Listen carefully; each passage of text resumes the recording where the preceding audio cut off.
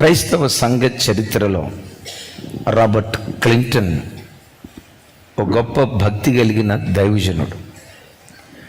పరిశుద్ధ గ్రంథమైన బైబిల్లో ఉన్న భక్తి పరులందరి మీద తన అధ్యయనం చేసి ఆదికాండం నుంచి ప్రకటన గ్రంథం వరకు కొన్ని వేల మంది భక్తి పరులు ఉన్నారు. ఆ వేల మంది భక్తి పరుల జీవితాల్లో వారి అధ్యయనం చేస్తున్నప్పుడు ఆ వేల మంది భక్తి పరుల్లో శ్రేష్టమైన భక్తి జీవితం చేసిన 47 మందిని ఆ దైవజనుడు పికప్ చేసుకున్నాడట.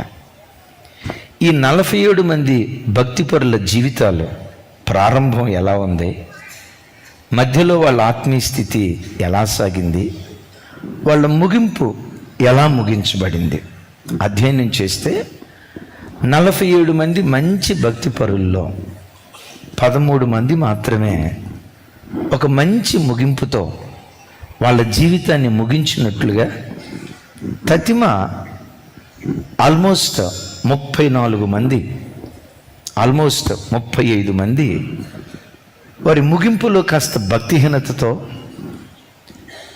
వారికి మొదట్లో ఉన్న ఆసక్తిని కోల్పోయి ఆ ప్రార్థన జీవితాన్ని కోల్పోయి వాళ్ళ ముగింపు దయనీయంగా ముగించబడినట్లుగా ఆ దైవజనుడు కనుగొన్నాడు.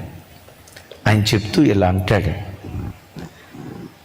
కడవరకు విశ్వాసాన్ని కాపాడుకొని బెస్ట్ ఫినిషింగ్ ఇచ్చిన భక్తులు 30% అయితే 70% భక్తులు స్టార్టింగ్ బాగుంది, కానీ ముగింపుకు వచ్చేసరికి వాళ్ళ ముగింపు మహిమకరంగా ముగించబడలేదట. దైవజనమ, దేవుని వాక్యం అంటుంది, కార్యారంభము కంటే కార్యాంతము మేలు. నీ ఆత్మీయ జీవితం నువ్వు ప్రారంభించేటప్పుడు ఎంత ఘనంగా ప్రారంభించావో అంత ఘనంగా కొనసాగించటం మంచిది. మరి విశేషంగా ఘనంగా ముగించటం మరీ శ్రేష్టమైనటువంటి జీవితం. బైబిల్లో ఎక్కువ శాతం ఎక్కడ చూసినా దైవజనుడైన మోషే ఉన్నాడు. ఆయన ప్రారంభం చాలా ఘనం. 40 సంవత్సరాలు అరణ్యంలో అద్భుతంగా నడిచాడు. బాధాకరమైన సంగతి ఏంటో తెలుసా? ముగింపు. ఏ కనాను చేరుకోవాలని తన ప్రయాణాన్ని ప్రారంభించాడో, ఏ కనానులో అడుగు పెట్టాలని, ఏ కనానును కనులారా చూడాలని ఆశపడ్డాడో, ఆ కనానును చూడకుండానే ఒక్క అడుగు ముందులో కనాను మిస్ అయిపోయాడు. ఆరంభం బాగుంది, కొనసాగింపు కూడా చాలా బాగుంది, కానీ ముగింపు అంత మహిమకరంగా లేదు. ఎందుకు ఆ భక్తుని జీవితం ముగింపు మహిమకరంగా లేదు? సింహబలుడు అని పేరు వహించిన వాడు సంసోను. ఆరంభం నేనంట వరపుత్రుడు.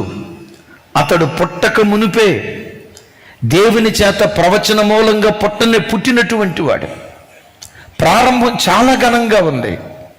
నేనంట ఏ భక్తునికి రాకూడని ఘోరమైన ముగింపు, ఘోరమైన మరణం సంసోను జీవితంలో చూస్తాం. ప్రారంభం చాలా బాగుంది, కానీ ముగింపు చాలా ఘోరంగా ముగించబడినట్లుగా వాక్యంలో చూస్తున్నాం. ఈ వాక్యం వింటున్న దైవజనమా, వింటూ ఒకసారి ఆలోచించు. నువ్వు బాప్తిస్మం తీసుకున్న తొలిటి దినాల్లో నీ ఆరంభం ఎలా ఉండేది? నీ ప్రార్థనా జీవితం ఎలా ఉండేది? దేవుని సన్నిధికి వచ్చే విషయంలో నీ గుండెల్లో ఉన్న ఆరాటం ఒకప్పుడు ఎలా ఉండేది? ఆ రోజుల్లో ఉన్న ఆరాటం ఈరోజు కలిగి నువ్వు బ్రతుకుతున్నావా? ఆ రోజుల్లో ఉన్న దైవాసక్తి ఈరోజు కూడా నీ గుండెల్లో ఆరని మంటలాగా రోజు రోజుకు రగులుతూ ఉందా? చల్లబడిన స్థితిలో ఉన్నావా? ఒకసారి ఆలోచించు. బైబిల్లో ఎంతోమంది భక్తులు, వాళ్ళల్లో చెప్పుకుంటూ పోతే కన్నీటిని మిగిల్చే ఒక వ్యక్తి కథ సొలొమోను. పిన్న వయసులో దేవుని ప్రత్యక్షత పొందుకున్నాడు. అయ్యా, నీ మందిరం కడతాను అని దావీదంటే, నో, నీ గర్భాన పుట్టిన నీ కుమారుడు సొలొమోను నా మందిరాన్ని కడతాడని. అంటే ఓ రకంగా చెప్పాలంటే భక్తుడైన దావీదుకు లేని కృప సొలొమోను పొందుకున్నాడు. అద్భుతం. ఆయన ప్రార్థన చేస్తే సాక్షాత్తు దేవుడే ప్రత్యక్షమై దేవుడే సొలొమోనుతో ముఖాముఖిగా మాట్లాడాడు.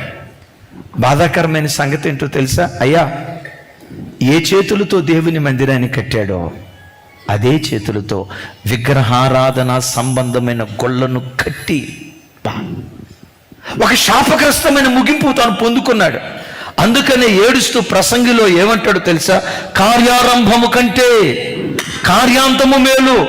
అయ్యా, ఎవరిని గూర్చి మాట మాట్లాడుతున్నావు సొలొమోనా? ఎవరిని గూర్చో కాదయ్యా, మోషేను గూర్చి కాదు, సొలొమోను గూర్చి కాదు, రాజైన సౌలును గూర్చి కాదు, నా గూర్చే ఈ మాట మాట్లాడుతున్నానయ్యా. ఆరంభం బాగుంది, ముగింపు బాగాల. చెల్లి, తమ్ముడు, నా వైపు చూడు. నువ్వు బాప్తిస్మం తీసుకున్న ఆ దినాలు ఒక్కసారి గుర్తుకు తెచ్చుకో. యేసు ప్రభువుని గురించి తెలుసుకున్నప్పుడు దేవుని కొరకు బ్రతకాలని నీవు తొట్టతొల్లిటి అడుగులు వేసావే, నీ ఆరంభ దినాలు ఒకసారి గుర్తుకు తెచ్చుకో. వాక్యం అంటే నీకెంత పిచ్చి ప్రేమ ఉండేది. ఆదివారం దేవుని మందిరానికి రావటానికి ఎంత తహతహలాడేవాడివి.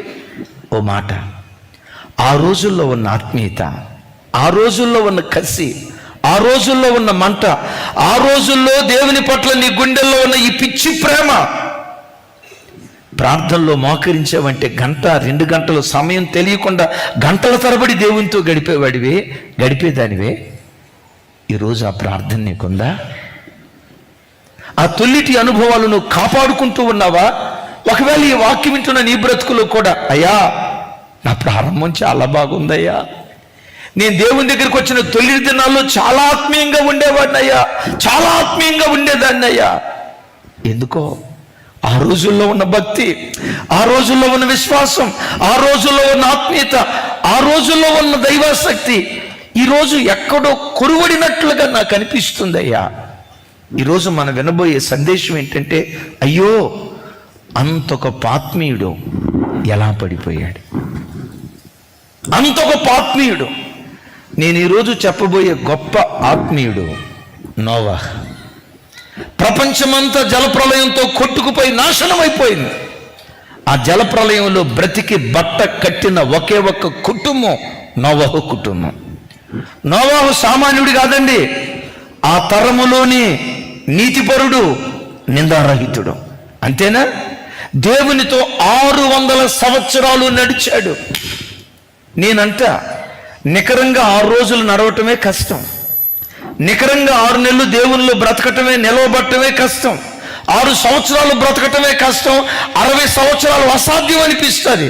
కానీ ఈ భక్తుడు 6 రోజులు కాదు, 6 వారాలు కాదు, 6 నెలలు కాదు, 6 సంవత్సరాలు కాదు, 60 సంవత్సరాలు కాదు, 600 సంవత్సరాలు దేవునితో కూడా నడిచాడు. మరి దేవునితో కూడా నడిచిన నోవహ్ ఆ భక్తి జీవితాన్ని అలాగే కొనసాగిస్తూ ముగించలేదా? ఏం జరిగింది ఇంత గొప్ప ఆత్మీయుని జీవితంలో? చూడండి, ఆదికాండం 9వ అధ్యాయం 20-21 వచనాలు ఒకసారి చూడండి. 20-21 వచనాలు అందరూ మీ బైబిల్ తెరిచి చూడండి. 20, 21, 22 వచనాలు బైబిల్ తెరిచి అందరూ గమనించండి. విలువైన మాటలు అక్కడ ఉంటాయి. ఎస్, నాతో కలిసి. నోవహ్ వ్యవసాయం చేయనారంభించి ద్రాక్ష తోట వేశాను, పిమ్మట ద్రాక్షారసము త్రాగి మత్తుడై తన గుడారములో వస్త్రహీనుడుగా నుండెను. ఎవరు? ఎలా కనపడుతున్నాడు? చెప్పాలి. ఎందుకు వస్త్రహీనుడయ్యాడు? ఎక్కడ వస్త్రహీనుడిగా పడిపోయాడు? తన గుడారములో వస్త్రహీనుడిగా పడిపోయాడు. దైవజనమా, ఒకసారి ఆలోచించండి. ఆదాము కాలం మొదలుకొని నోవాహు కాలం వరకు నీతిపరుడు అని సాక్ష్యం పొందిన మొట్టమొదటి వ్యక్తి నోవాహ్. అగైన్ ఈ మాట రిపీట్ చేస్తున్నా. ఆదాము కాలం మొదలుకొని నోవాహు కాలం వరకు నీతిపరుడు అని సాక్ష్యం పొందిన మొట్టమొదటి వ్యక్తి నోవాహ్. బాధాకరమైన సంగతి ఏంటో చెప్పమంటారా? మొట్టమొదటి తాగుబోతు వ్యక్తి కూడా నోవాహే.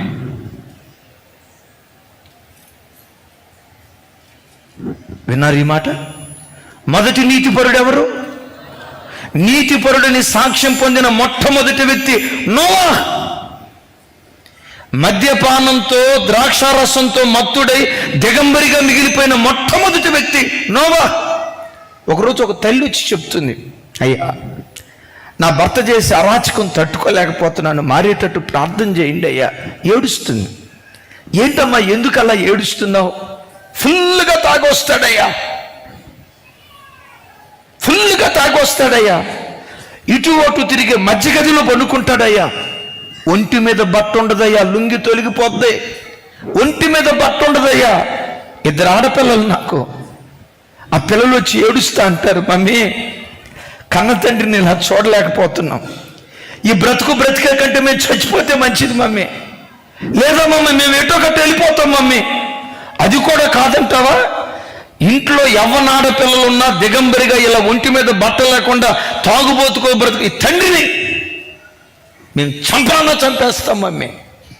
ఆ బిడ్డ ఏడుస్తుంది. ఏం చేసేదయ్యా నా భర్తని? నడి ఇంటిలో దిగంబరిగా పండుకొని ఉంటాడయ్యా, తాగుబోతాడు నా భర్త.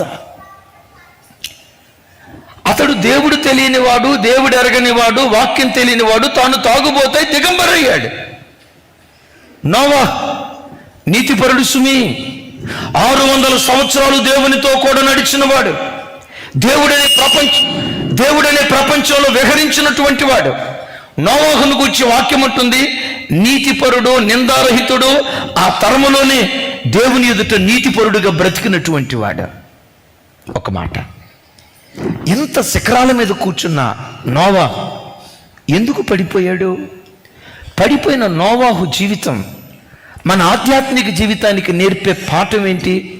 దైవజనమా, ఈ సంగతులన్నీ ఉన్నవి ఉన్నట్లుగా పరిశుద్ధాత్మ దేవుడు ఎందుకు రాయించాడో చెప్పమంటారా? నా వైపు చూడండి. ఎందుకు ఈ సంగతులు రాయించాడో చెప్పమంటారా? యుగాంతమందున్న మనకు బుద్ధి కలుగుటకై దృష్టాంతాలుగా పరిశుద్ధాత్ముడు ఈ సంగతులు రాయించాడు. బాబో, నోవాహు జీవితంలో జరిగిన కార్యం నీ జీవితంలో కూడా జరిగే ప్రమాదం ఉంటుంది, తస్మా జాగ్రత్త. ఓ తల్లి, సొలొమోను జీవితంలో జరిగిన కార్యం నీ జీవితంలో కూడా జరిగే ప్రమాదం ఉంది, జాగ్రత్త, ప్రతి క్షణం జాగ్రత్తగా ఉండు అని యుగాంతమందున్న మనకు హెచ్చరికనివ్వటానికి, యుగాంతమందున్న మనకు బుద్ధి నేర్పటానికి దృష్టాంతాలుగా ఈ సంగతులు దేవుడు రాయించాడు. ఎడ్వర్డ్ విలియమ్స్ గారు మాట్లాడుతూ ఇక్కడ చక్కటి మాట అంటాడు, మానవ జీవితంలో పాపానికి కానీ పవిత్రతకు కానీ, మరి విశేషంగా పాపం చేయకుండా ఉండటానికి పర్మనెంట్ వ్యాక్సిన్ అంటూ ఏదీ లేదు. ఈ మాట లోతు బాగా వినండి.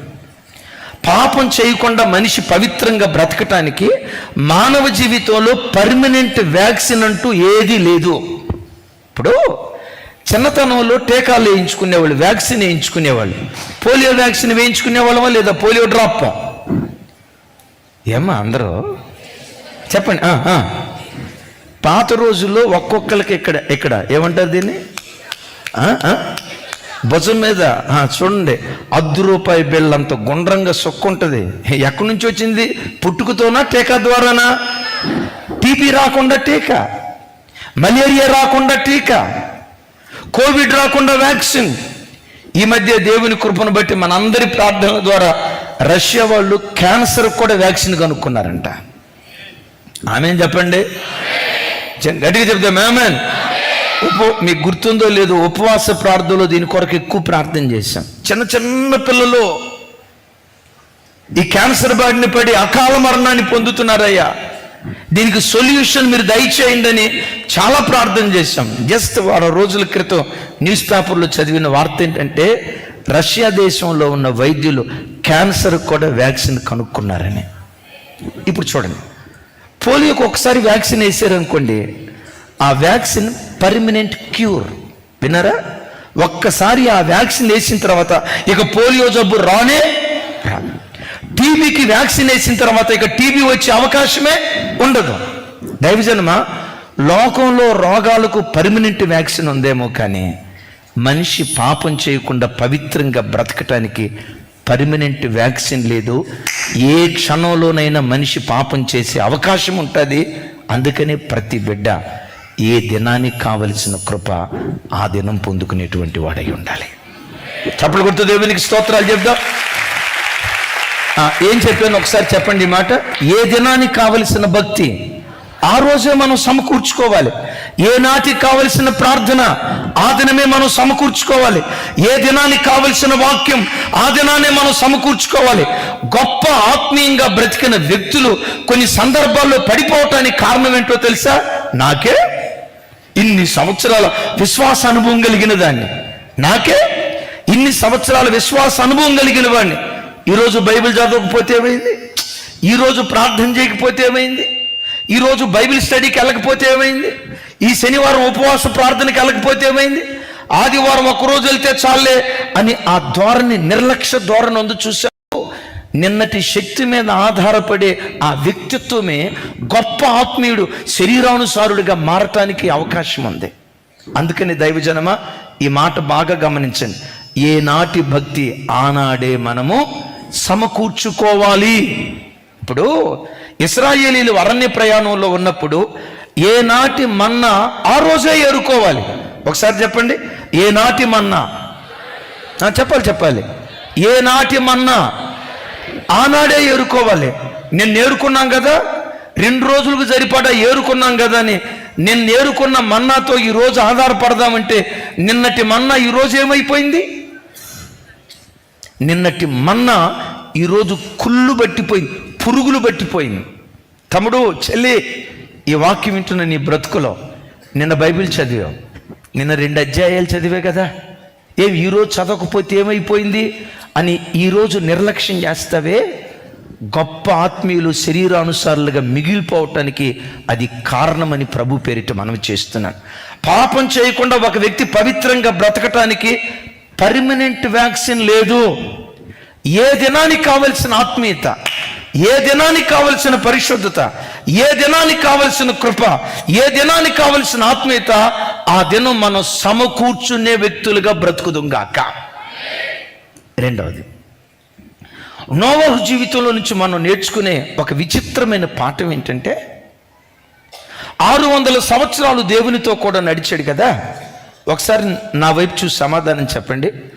ఈ 600 సంవత్సరాలు దేవునితో కూడా నడిచిన దినాల్లో తన చుట్టూతో ఉన్న ప్రజలు భక్తి కలిగిన వారిగా బ్రతికారా, భక్తిహీనులుగా బ్రతికారా? పెద్దగా చెప్పాలి. 6వ అధ్యాయంలో ఏమి రాసి ఉంటుంది? లోకమంతా చెడుతనంతో నిండుకొని, లోకమంతా, చూడండి ఆ మాట కావాలంటే 6వ అధ్యాయం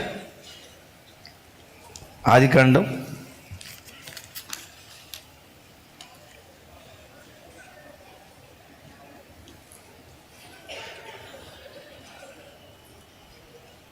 6వ అధ్యాయం 9-10 వచనాలు. 9-10 వచనాలు నేను చదువుతాను, నాతో కలిసి. నోవాహు వంశావళి ఇది. నోవాహు నీతిపరుడు, తన తరములో నిందారహితుడై ఉండెను. నోవాహు దేవునితో కూడా నడిచినవాడు. షేము, హాము, యాపేతను 3 కుమారులను నోవాహు కనెను. భూలోకము దేవుని సన్నిధిలో చెడియుండెను. భూలోకము బలత్కారముతో నిండియుండెను. దేంతో నిండుకుందట? దేంతో నిండుకుందట? చెడుతనంతో నిండుకుంది, బలత్కారంతో నిండుకుంది. చెడిపోయిన ఆ లోకంలో నా వైపు చూసి సమాధానం చెప్పండి. నోవాహు ఎలా బ్రతికాడు? నీతిపరుడుగా, నిందారహితుడిగా, ఆ తరములోనే ఒక సుప్రీం క్యారెక్టర్ కలిగి బ్రతికాడు. విచిత్రం ఏంటంటే తన చుట్టూత భక్తిహీనపు ప్రజలుంటే భక్తిహీనపు ప్రజల మధ్యలో భక్తిపరుడుగా బ్రతికాడు. సరే, జలప్రలయం వచ్చింది. విచిత్రం, భక్తిహీనులందరూ జలప్రలయంలో ఏమైపోయారు? చనిపోయారు. ఇప్పుడు భక్తిహీనులందరూ చనిపోయిన తర్వాత మిగిలిపోయింది ఎవరి కుటుంబం? నోవాహుకి ఇచ్చిన 3 కొడుకులు, 3 కోడళ్ళు, భార్య. అంటే ఎంతమంది మిగిలారు? 2. నీకు లెక్కలు బాగా వచ్చినట్టున్నాయి అక్క. మొత్తం ఎంతమంది తల్లి? 8 మంది. నేనంట ఈ 8 మంది భక్తి కలిగిన వాళ్ళ, భక్తి లేని వాళ్ళ? అయ్యో, భక్తిహీనులందరూ జలప్రలయంలో నాశనం అయిపోయారండి. ఇక మిగిలిన శేషము భక్తి కలిగిన శేషం. ఈ 8 మంది మంచి భక్తి కలిగిన వాళ్ళు, చుట్టూత భక్తి కలిగిన వాళ్ళు ఉన్న ఆ దినాల్లో నోవాహు భక్తిహీనుడిగా మిగిలిపోయాడు. ఇదే విచిత్రం. ఏసురత్నం అన్న వింటున్నారా? ఎబ్నేజర్ అన్న అర్థం అవుతుందా? చుట్టూత భక్తిహీనులు ఉన్నప్పుడు ఎలా బ్రతికాడు శ్యామ్? చుట్టూత భక్తిహీనులు ఉన్నప్పుడు భక్తిపరుడిగా బ్రతికాడు. చుట్టూత భక్తిహీనులు ఉన్నప్పుడు భక్తిపరుడిగా బ్రతికాడు. చుట్టూత భక్తిపరులు ఉన్నప్పుడు భక్తిహీనుడిగా బ్రతికాడు. ఇది మనకు నేర్పే పాఠం ఏంటో తెలుసా? భక్తి అనేది ఎక్కడో బయట ఫోర్స్ నుంచి రాదు. నీ గుండెల్లో భక్తిగా బ్రతకాలనే మంట కసి ఉంటే నీ చుట్టూతో ఉన్న వ్యక్తులు ఎలా బ్రతుకుతున్నా, నీ కళ్ళ ముందు ఎన్ని దుష్కార్యాలు జరుగుతున్నా, దేవుని కొరకు బ్రతకాలనే కసి మంట నీ గుండెల్లో ఉంటే నీ చుట్టూతో ఉన్న వ్యక్తులు ఎలాంటి వాళ్ళైనా నువ్వు భక్తిపరురాలిగానే బ్రతుకుతావు. నువ్వు భక్తిపరుడుగానే బ్రతుకుతావు. యేసయ్యకి మహిమ కలుగును గాక. ఓ మాట అడుగుతాను, యోసేపు కనాను దేశంలో భక్తిగా బ్రతికాడా, ఐగుప్తు దేశంలో భక్తిగా బ్రతికాడా? చెప్పాలి. దానియేలు ఇశ్రాయేలు దేశంలో భక్తిగా బ్రతికాడా, బబులోను దేశంలో భక్తిగా బ్రతికాడా? బబులోను దేశం సకల విధములైన దయ్యాలకు నిలయమని ప్రకటన గ్రంథంలో రాస్తుంది. చుట్టూత భక్తిహీనపు ప్రజల మధ్యలో భక్తిపరుడిగా బ్రతికాడు. చెల్లి, నా వైపు చూడు. నిజంగా నీ గుండెల్లో ఎవడెలా బ్రతికితే నాకెందుకు? నా మట్టుకు నేను నిష్కలంకురాలైన పెండ్లి కుమార్తెగా నా యేసు కొరకు నేను బ్రతకాలి. ఒక నిష్కలంకుడిగా నా యేసు కొరకు బ్రతకాలి. ఒక పవిత్రురాలైన కన్యకగా ఆయన రాకడ కొరకు నేను సిద్ధపడాలి. ఆ మంట కసి నీ గుండెల్లో ఉంటే నీ చుట్టూతో ఉన్న వ్యక్తులు ఎలా ఉన్నా నీ భక్తికి మరకలు అంటకుండా నీతిగా బ్రతికే కృప దేవుడు అనుగ్రహించును గాక. చెబుదాం ఆమేన్. అంటే ఈ భక్తి మనసు బయట నుంచి వస్తుందా, లోపటి నుంచి పుట్టాలా? చెప్పాలి. బయట నుంచి వస్తుందా, లోపటి నుంచి పుట్టాలా? దైవజనమ, ఇంకొక మాట చెప్తా. చిన్న పిల్లోడుగా ఉన్నప్పుడు సమూయేలు షిలోహు మందిరంలో అడుగుపెట్టాడు. ఏ మందిరంలో అడుగుపెట్టాడు? షిలోహు మందిరం. ఇక వివరాలు నేను చెప్పలేను. అత్యంత హేయమైన కార్యాలు మందిరంలో జరుగుతున్నాయి. చిన్న పిల్లోడండి. ఓ మాట చెప్పాలంటే కళ్ళ ఎదుట చీకటి కార్యక్రమాలు జరుగుతున్నాయి. చీకటి వార్తలు చెవులతో వింటున్నాడు. ఇంత భయంకరమైన ప్రపంచంలో సమూయేలు ఎలా బ్రతికాడో చెప్పమంటారా? బురదలో తామర వృక్షం ఎదిగినట్లుగా బురద లాంటి వ్యక్తుల మధ్యలో తామర వృక్షంలాగా దేవుని కొరకు తాను ఎదిగాడు. నీతో చెప్పే మాట, తమ్ముడు, నీ చుట్టూత బురద లాంటి వాళ్ళు ఉంటారు. బురద లాంటి మనస్తత్వాలు కలిగిన వాళ్ళు ఉంటారు. ఏమండి, వాళ్ళు అట్లా ఉన్నారు, వీళ్ళు అట్లా ఉన్నారు, వాళ్ళ మధ్యలో బ్రతుకుతున్నా నేను కూడా అట్లాగే ఉంటా కదండి అని అనుకో. సమూయేలుని అడిగితే, నా ఎదుట ఫినెహాసు ఈ కార్యం చేశాడు, హోఫ్నీ కార్యం చేశాడు, నా కళ్ళ ముందు ఈ చీకటి కార్యక్రమం చేసిన సమూయేలు మాత్రం నమ్మకమైన యాజకుడిగా దేవుని కొరకు తాను బ్రతికాడు. అలా బ్రతికే కృప దయగల దేవుడు మన ఒక్కొక్కరికి అనుగ్రహించునుగాక. చప్పలు కొడుతూ దేవునికి స్తోత్రాలు చెప్దాం. మూడవ మాట, నోవాహు జీవితంలో నుంచి బోధించే మూడవ మాట ఏంటో తెలుసా? 600 సంవత్సరాలు దేవునితో బ్రతికాడు. ఎన్ని సంవత్సరాలు బ్రతికాడో ఒకసారి చూడండి. ఆదికాండం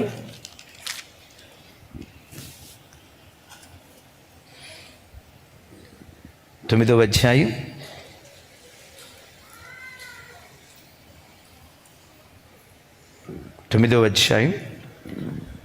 28వ వచనం. నేను చదువుతాను, నాతో కలిసి అందరూ పెద్దగా చెప్పండి. ఆ జల ప్రవాహము గతించిన తరువాత నోవాహ్ 350 ఏండ్లు బ్రతికెను. నోవాహు బ్రతికిన దినములన్నీ 950 ఏండ్లు. విన్నారా?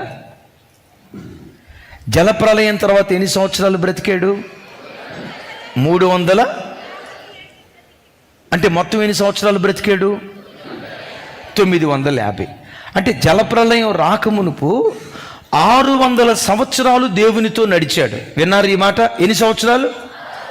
600 సంవత్సరాలు ఎక్కడ జారిపోకుండా, ఎక్కడ పడిపోకుండా, తన అడుగులు ఎక్కడ తడబడకుండా 600 సంవత్సరాలు ఎక్కడ తడబడకుండా దేవుని కొరకు బ్రతికాడు.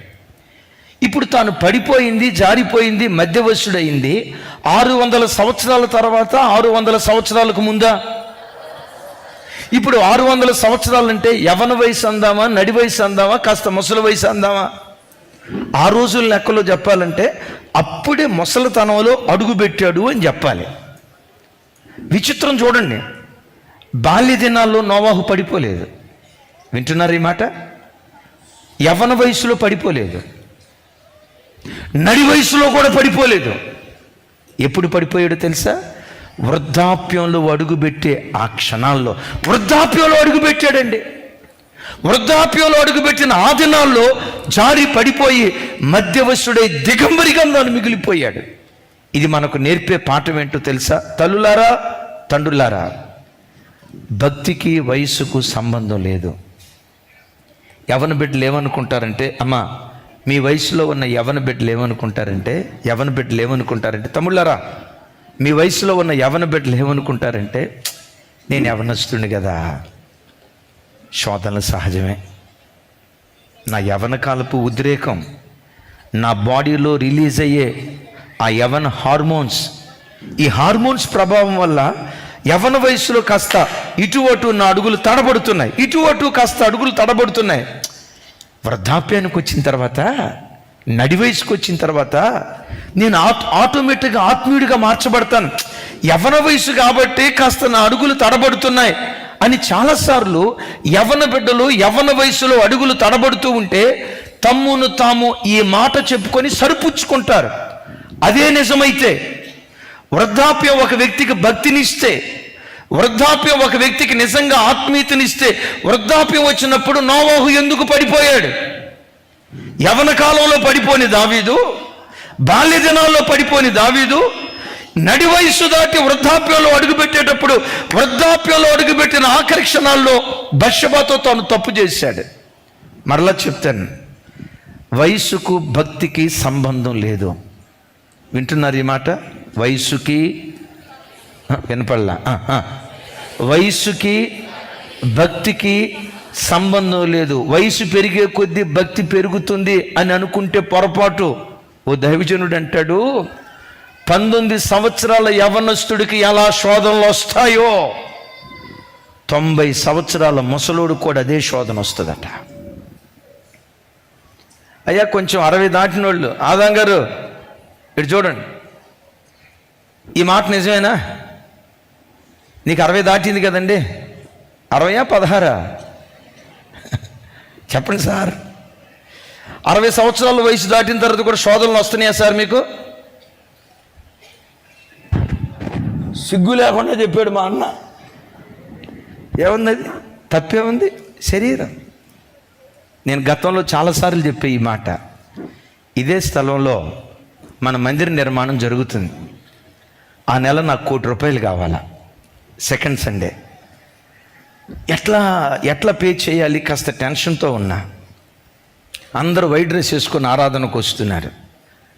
ఒక పెద్ద ఆయన, 75 సంవత్సరాల పెద్ద ఆయన, ఫుల్ వైట్ డ్రెస్, లాల్సీ వేసుకొని తల వెంట్రుకలు తెల్లగా ఉన్నాయి, మందిరంలో అడుగు పెట్టాడు. ఆయన చూడటంతో, ఆయన చూసినప్పుడు నాకు ఏమనిపించిందో చెప్పమంటారమ్మా? సాక్షాత్తు దేవదూత అడుగు పెట్టినట్టుగా నాకు అనిపించింది. ముగింపులో ప్రార్థన చేయించుకోవటానికి వచ్చాడు. నేను ఆ నాయన చేతులు పట్టుకొని, నాయనా నా కొరకు ఒక విషయం ప్రార్థన చేయి నాయనా. బాబు దేని కొరకు చేయాలి? ఈ నెల నాకు ₹1 కోటి కావాలి నాయనా, కట్టాల్సినవి ఉన్నాయి, అవి లేకపోతే మేము అవమానపడాల్సి వస్తుంది.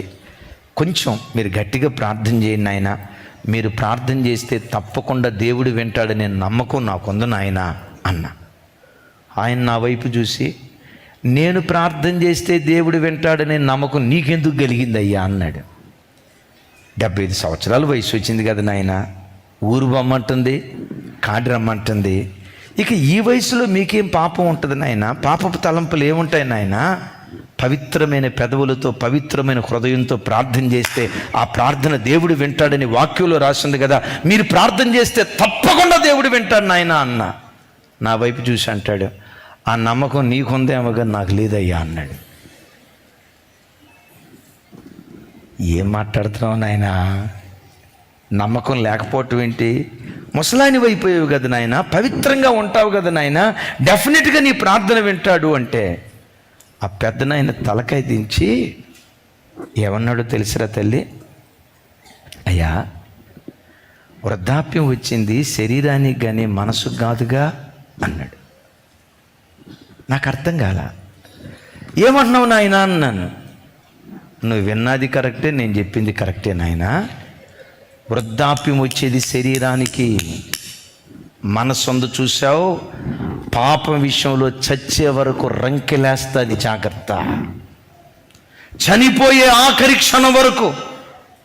దైవజనమ, ఈ యవ్వన జీవితంలో నువ్వు భక్తిని సంపాదించుకోలేకపోతే, ఈ యవ్వన జీవితంలో నీ ఆత్మీయ బలిపీఠాన్ని కట్టుకోలేకపోతే, యవ్వన కాలంలో త్రొట్టెళ్ళకుండా క్రీస్తు కొరకు నేను బ్రతకాలి ఖచ్చితమైన నిర్ణయం నువ్వు తీసుకోకుండా, యవ్వనస్తురాల్ని కదండి, శోధనలు వస్తాయి కదండి, బలహీనతలు సహజమే కదండి అని నువ్వు సరిపుచ్చుకుంటూ వెళ్తూ ఉంటే, తమ్ముడా ఈ మాట విను, బ్రతుకు కాలమంతా పడుతూ లేస్తూ నీ ఆత్మీయత సాగిపోతుంది. అంతే, పడుతూ లేస్తూ నీ ఆత్మీయ జీవితం సాగిపోతుంది. విచిత్రం చూడండి, 600 ఏండ్లు దేవునితో కూడా నడిచినవాడు, ఆ తరంలోనే నీతిపరుడని సాక్ష్యం పొందినవాడు, నిందారహితుడని పేరు పొందినవాడు 60 సంవత్సరాలు దాటిన తర్వాత, అందుకని పౌలు మహాశయుడు అంటాడు, నిలవబడినవాడు తాను పడిపోకుండా చనిపోయే ఆఖరి క్షణం వరకు జాగ్రత్తగా చూసుకునేవాడై ఉండాలి. చప్పట్లు కొడుతూ స్తోత్రాలు చెప్దాం. అమ్మా నా వైపు చూడండి రా తల్లి, నాతో కలిసి మాట చెప్పండి. నిలవబడినవాడు తాను పడిపోకుండా జాగ్రత్తగా చూసుకోవాలి. నాకు 60 సంవత్సరాల విశ్వాస అనుభవం ఉంది అని అనుకోవటానికి వీల్లేదు. ఎప్పుడు మందిరానికి వచ్చినా, ఆదివారపు ఆరాధనకి ఎప్పుడు నువ్వు వచ్చినా, నాకు 50 సంవత్సరాల విశ్వాస అనుభవం ఉందండి అని అనుకోకుండా, రక్షణ పొందిన తొల్లిడి దినాల్లో వాక్యం వినటానికి, దేవుని సన్నిధిలో కూర్చోటానికి ఎలాంటి ఆసక్తి తొల్లిడి దినాల్లో కనపరిచేదానివో, అప్ టు లాస్ట్ బ్రెత్, శ్వాస విడిచే ఆఖరి క్షణం వరకు చిన్న బిడ్డలాగా దేవుని వాక్యం విని ఏ దినానికి కావలసిన భక్తి ఆ దినం సంపాదించుకో. ఎన్నడూ త్రొట్టెళ్ళకుండా నిత్యము నిలిచే సియోను కొండలాగా నిలవబడే కృప దేవుడు అనుగ్రహిస్తాడు.